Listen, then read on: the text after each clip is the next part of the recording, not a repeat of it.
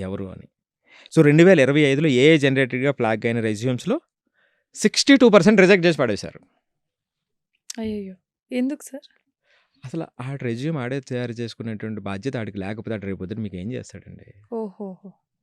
మీ గురించి మిమ్మల్ని ఆయనేంటో చెప్పమన్నాను. చెప్పమని. దానికి కూడా మీకు ఓపిక లేదా? చెప్పే ఇది లేనప్పుడు దాని మీద ఇంకెందుకు? కూడా మీకు క్లారిటీ లేదా? హ్మ్.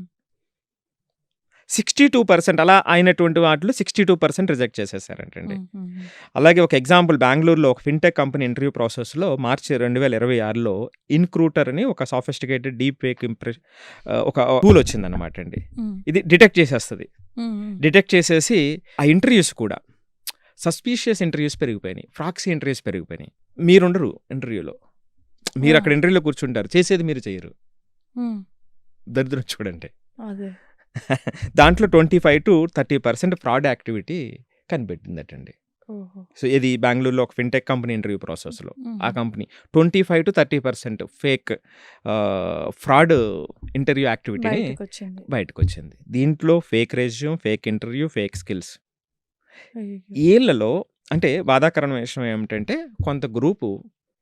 దీనికి అంటే ఆ సౌఖ్యానికి, సుఖానికి అలవాటు పడిపోయినటువంటి వాళ్ళున్నారు. హ్మ్. ఏమవుతాదిలే అనేటువంటి వాళ్ళు. నెగ్లిజెన్సీ. ఇది ఒక మిస్టేక్.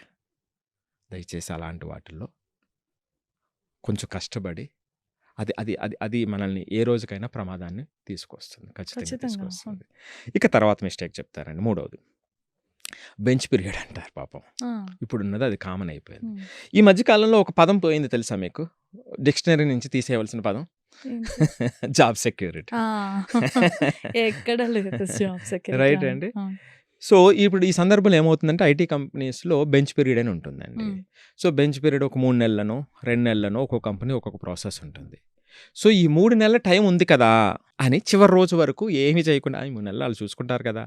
అని చివరి రోజు వరకు చూసేటువంటి వాళ్ళ సంఖ్య కూడా పెరుగుతూ ఉంది. పెరుగుతూ ఉంది. సో, ఇప్పుడు టీసీఎస్ అనేటువంటిది దాదాపు 12,000 మంది జాబ్‌ని కట్ చేసిందండి. అబ్బా! అప్రాక్సిమేట్‌గా 2% work at a force time. At a time.